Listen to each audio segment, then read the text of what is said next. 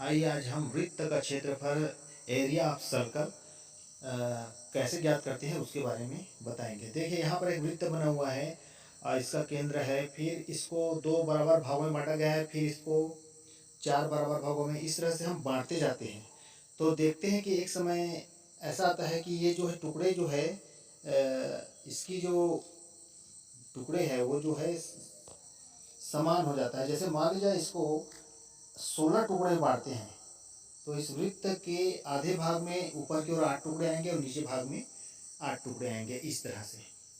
अब इन टुकड़े को निकालते हैं एक एक करके। मान लीजिए ऊपर वाले टुकड़े को 8 टुकड़े को मैं निकाला तो इस तरह से मैं सेट करता हूँ इसको। देखिए नीचे एक आकृति में तो इस तरह से सेट होगा और नीचे के जो 8 टुकड़े हैं उसको इसके नीचे वाले भाग में मैं इस तरह से इसको व्यवस्थित करूँगा।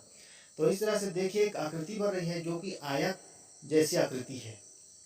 वृत्त के टुकड़े को मैं 16 भागों में काटकर इस तरह से व्यवस्थित कर दिया। तो आयत के बारे में हम जानते हैं कि आयत की लंबाई होती है और चौड़ाई होती है। तो इसकी लंबाई ऊपर वाला भाग हो गया जो वृत्त की परिधि का आधे भाग की लंबाई है, और चौड़ाई जो है इसके केंद्र से परिधि तक की दूरी मतलब त्रिज्या है। तो यहाँ पर हम जानते हैं वृत्त की परिधि 2πr होता है और उसका आधा करें तो πr।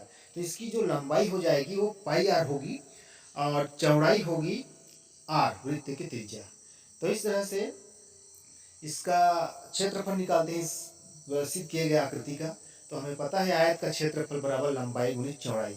लंबाई है πr जो कि वृत्त की परिधि के आधे भाग की लंबाई है और चौड़ाई है r। दोनों को गुना करते हैं, मल्टीप्लाई करते हैं तो प्राप्त होता है πr का वर्ग।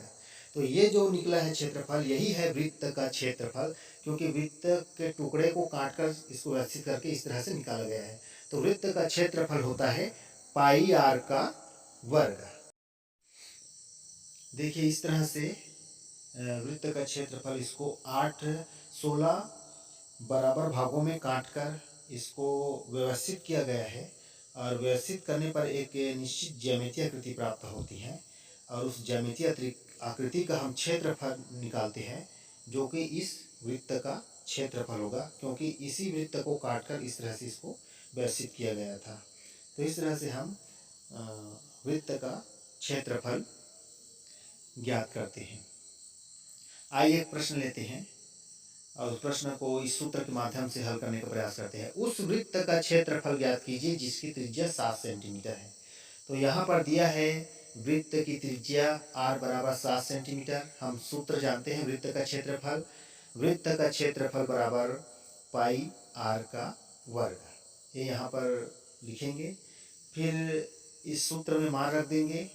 पाई की जगह 22/7 होता है और r का वर्ग मतलब 7 का वर्ग। इसको और हल करते हैं। 22/7 गुणित 7 गुणित 7, 7 और 7 ऊपर नीचे कर जाता है। तो इस प्रकार हमारे पास बचता है 22 गुणित 7 बराबर 154 वर्ग सेंटीमीटर। तो इस तरह से वृत्त का क्षेत्रफल इस सूत्र के माध्यम से हम आसानी से ज्ञात कर सकते हैं। आइए अगला प्रश्न लेते हैं। उस वृत्त का क्षेत्रफल ज्ञात कीजिए जिसका व्यास 20 सेंटीमीटर है।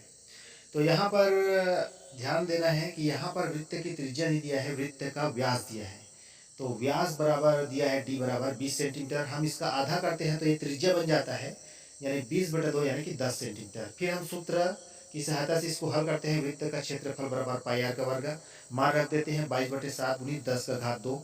फिर इसको हल करते हैं 22/7 गुणित 10 सभी को आपस में गुना करते हैं तो 2200/7। फिर इसको डिवाइड करते हैं तो प्राप्त होता है 314.29 वर्ग सेंटीमीटर। तो इस तरह से हम व्यास दिए गए व्यास से भी हम वृत्त का क्षेत्रफल ज्ञात कर सकते हैं।